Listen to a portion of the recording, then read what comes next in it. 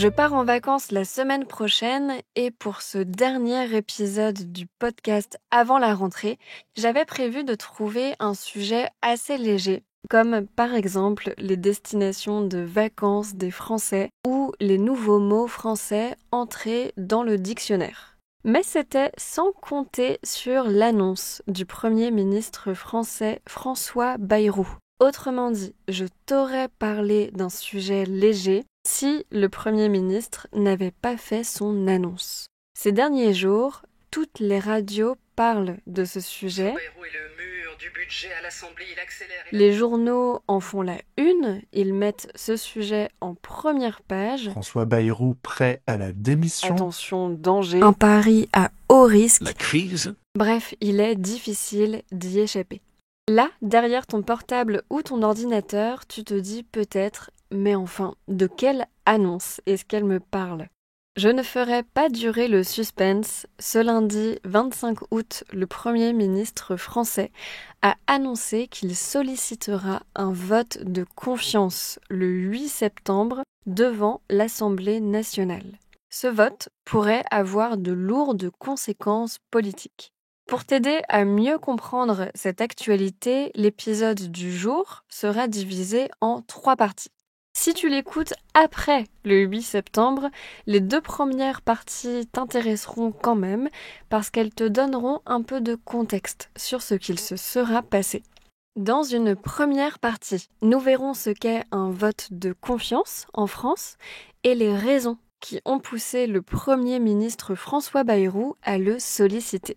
Ensuite, nous découvrirons les réactions des différents groupes politiques à cette annonce. J'en profiterai pour te présenter les principaux partis politiques français. Enfin, je te parlerai des conséquences potentielles de ce vote sur la politique française.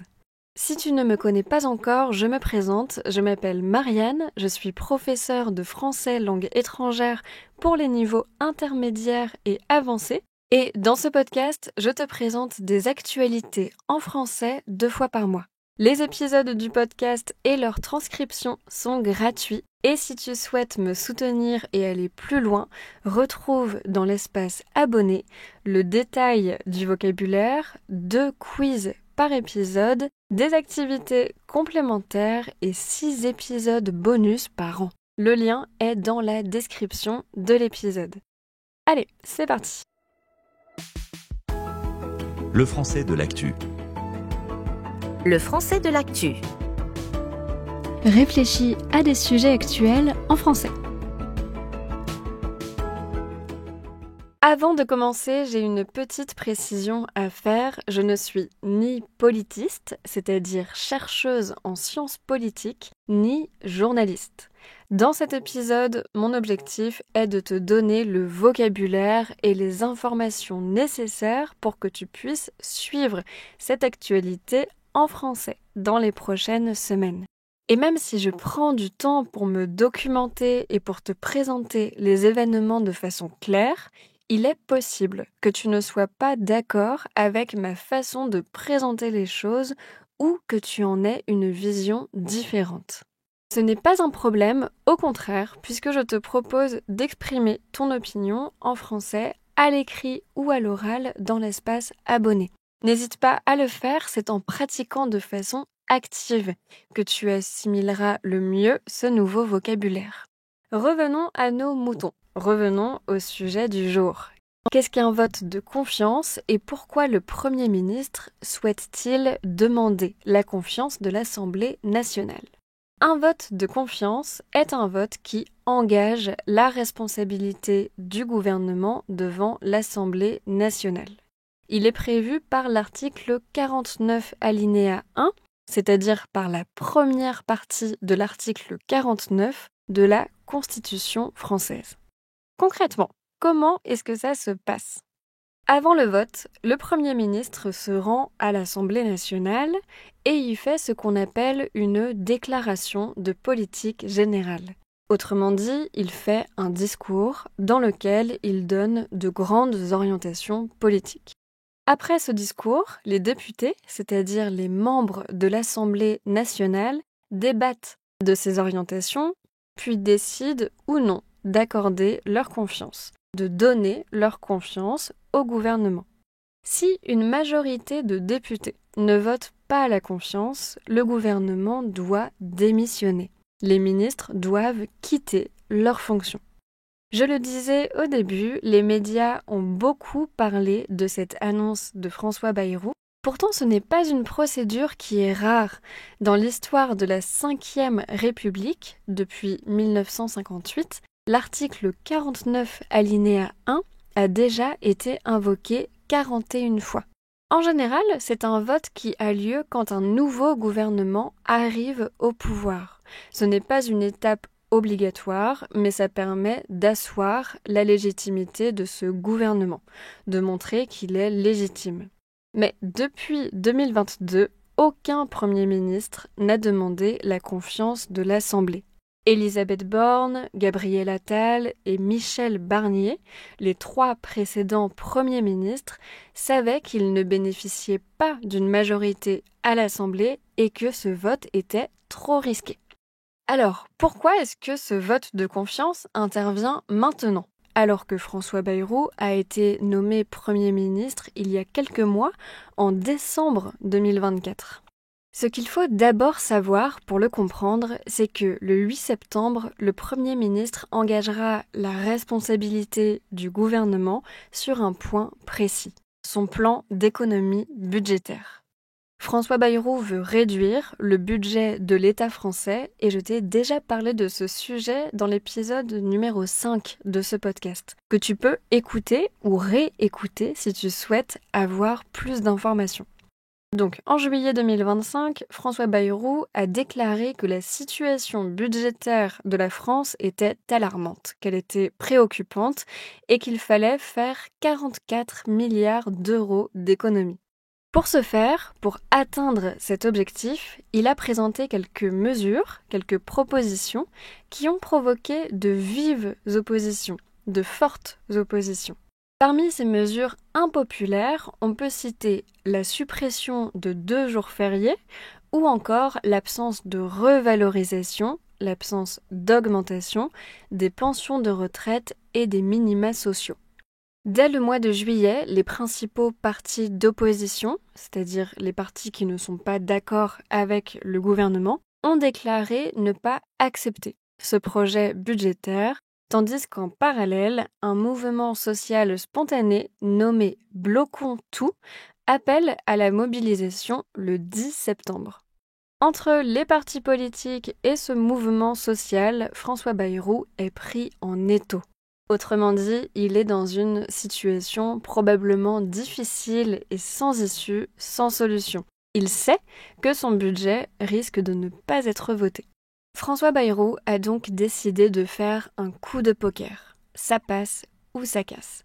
Si ça passe, c'est-à-dire s'il réussit à obtenir la confiance de l'Assemblée, il aura plus de marge de manœuvre, plus de pouvoir pour imposer ces 44 milliards d'euros d'économies et faire voter son plan. Mais si ça casse, s'il doit démissionner, on recommence à zéro. On recommence depuis le début. Il faut un nouveau Premier ministre, un nouveau gouvernement et un nouveau budget.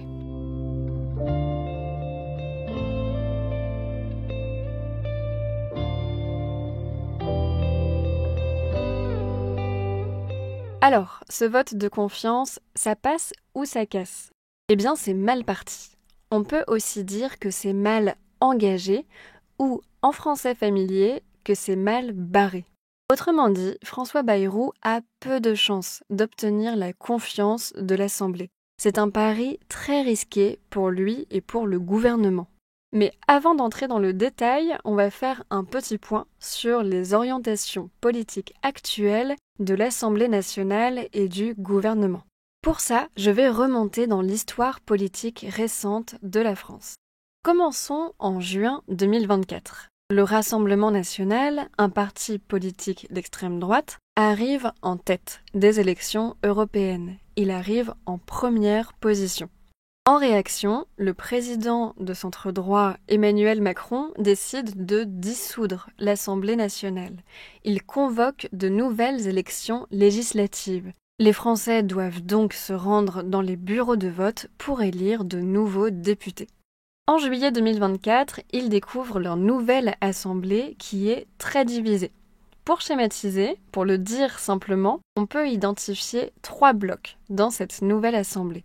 Un bloc de gauche qui rassemble notamment la France Insoumise, c'est un mouvement d'extrême gauche, le Parti communiste, le Parti socialiste et les écologistes. Un bloc central qui regroupe les forces politiques du centre et de la droite, dont le parti du président Emmanuel Macron qui s'appelle Renaissance. Et enfin, un bloc d'extrême droite, dont les députés viennent principalement du parti victorieux des élections européennes, le Rassemblement national. En septembre 2024, 3 mois après la dissolution, Emmanuel Macron nomme un nouveau Premier ministre. Il s'agit de Michel Barnier, un homme politique de droite. Mais faute de majorité à l'Assemblée, en l'absence de majorité, pendant l'automne 2024, les discussions sur le budget sont très houleuses. Elles sont très virulentes, très vives, et Michel Barnier démissionne 3 mois plus tard. En décembre 2024, il est remplacé par François Bayrou, un homme politique de centre droit. Comme Michel Barnier, François Bayrou ne peut pas compter sur une majorité politique à l'Assemblée nationale, ce qui posera problème pour obtenir la confiance des députés. Pour l'instant, les principaux partis d'opposition ont déclaré voter contre la confiance. Pour en parler, tu peux utiliser ces 2 formulations. Tu peux dire « les députés ne votent pas la confiance » ou « les députés votent contre la confiance ». Entrons dans le détail des déclarations. À l'extrême droite, le Rassemblement national souhaite la démission du Premier ministre, mais aussi et surtout une nouvelle dissolution de l'Assemblée nationale, donc de nouvelles élections législatives. À l'extrême gauche, la France insoumise veut faire partir le gouvernement, mais aussi le président. Jean-Luc Mélenchon, le principal représentant de la France insoumise, estime qu'Emmanuel Macron doit partir en cas de démission du gouvernement. À gauche, le premier secrétaire du Parti socialiste considère qu'en prenant cette décision, c'est François Bayrou lui-même qui prend la décision de partir. Le Parti communiste et les écologistes voteront également contre. Du côté des alliés, c'est-à-dire des soutiens du gouvernement, les députés du parti de droite, les Républicains, voteront la confiance. Après l'annonce du Premier ministre, ils ont déclaré que voter pour la chute du gouvernement, ce serait voter contre les intérêts de la France. Enfin, sans surprise, la plupart des centristes, c'est-à-dire des députés du centre, voteront également pour la confiance. Si on compte les voix pour et les voix contre, on obtient seulement 210 voix en faveur du Premier ministre dans une assemblée de 577 députés. Je te laisse faire le calcul rapidement, mais ce que je peux te dire, c'est que ce ne sera pas suffisant pour empêcher la démission de François Bayrou. Mais l'avenir nous réserve peut-être des surprises. Le Premier ministre a déclaré laisser la porte ouverte aux partis politiques et aux syndicats pour discuter des propositions budgétaires avant le vote. Il espère en particulier convaincre les députés socialistes de voter la confiance.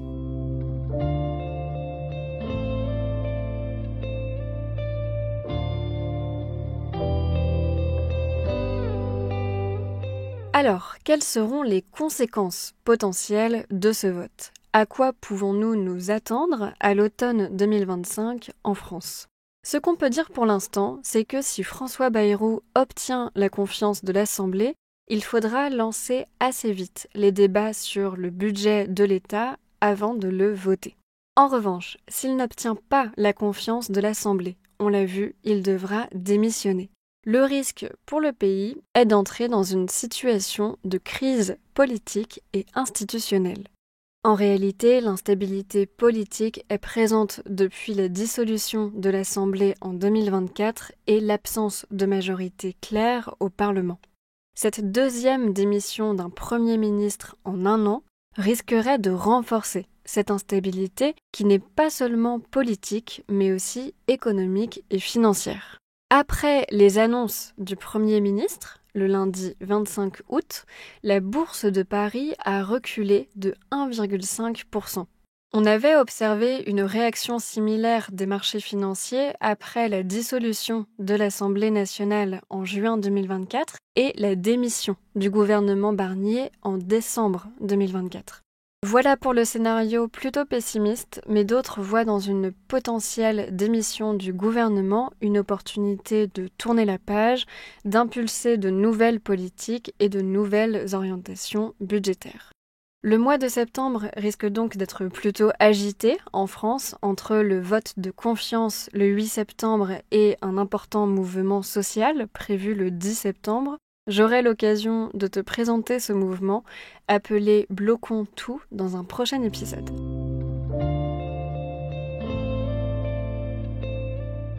Merci d'avoir écouté cet épisode jusqu'au bout, j'espère qu'il t'a plu et qu'il te permettra de suivre cette actualité dans les médias francophones. Si tu souhaites aller plus loin, télécharge la transcription gratuite en cliquant sur le lien qui est en description.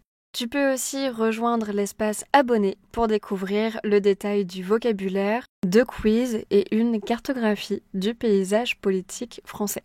J'ai un service à te demander. Si cet épisode t'a plu, prends 1 minute pour le noter et le commenter sur les différentes plateformes Apple Podcasts, Spotify, YouTube, etc. Ça m'aidera beaucoup pour partager ce podcast à d'autres personnes. Je te remercie pour ton soutien et on se retrouve exceptionnellement dans 3 semaines après mes vacances pour un nouvel épisode sur l'actualité en français. À bientôt!